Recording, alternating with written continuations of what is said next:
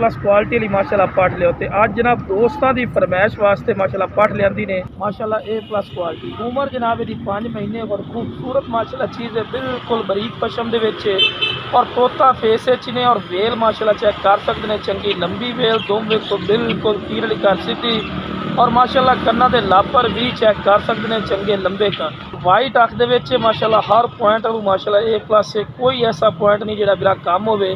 तो बड़े दोस्त फरमाइश करते हैं कि फौजी भाई शौक रखने हैं लेके जो भी जानवर लेने ना हाइट कर दें ना कद कर दें। तो बिरा ए नस्ल है माशाल्लाह हाइट कद करने वाली।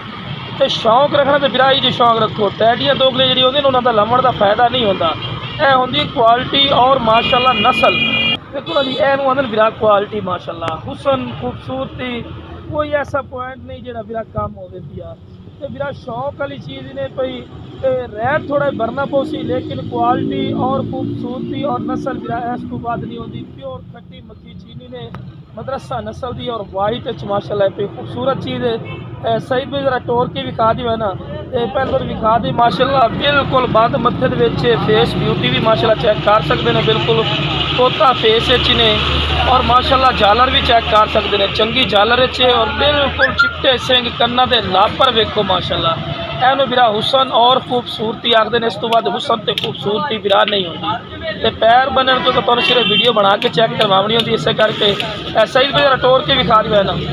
यह बिरा हुसन होंगे ने माशाल्लाह खूबसूरती। तो लो बिरा टोर फिर के विखा रहे हैं, कोई लंगड़ी लूली नहीं माशाल्लाह एक्टिव और खूबसूरत माशाल्लाह नयाब तोहफा है पिया।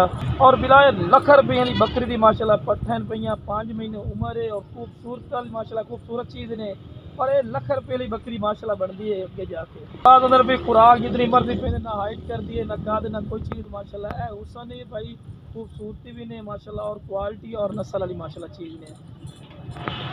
लो बिरा हुसन और खूबसूरती माशाल्लाह चेक करो। बकरा नहीं समझना जनाब पट है माशाल्लाह। कन्ना की चौड़ाई भी चेक कर सकते और माशाल्लाह लंबाई भी और बिल्कुल तोता फेस ने और खूबसूरत माशाल्लाह झालर भी चेक कर सकते हैं, चंगी झालर और डबल हड्डी ने गोश्त की माशाल्लाह भरी हुई पाठी ने और बिल्कुल खीरी है। उम्र जनाब 9 महीने की गारंटी शुदा उम्र है बिरा और मोटी थड़ियां दे विच पई और क्रास होने भी जनाब बिल्कुल तैयार भी महीने डेढ़ बाद क्रास भी हो सकती है माशाल्लाह। इतनी एक्टिव और तेज है कि पैर बंदे फिर भी बड़ी मुश्किल वीडियो बना रहे हैं। तो वेल ही माशाल्लाह चेक कर सकते हैं, चंगी लंबी वेल और चंगे हाइट कद और दोम वेखो बिल्कुल तीर वाली कर सीधी हर पॉइंट वालों माशाल्लाह ए प्लस क्वालिटी है। तो बिरा हुसन और खूबसूरती है, इस तो बाद बिरा नहीं होती ने हर पॉइंट।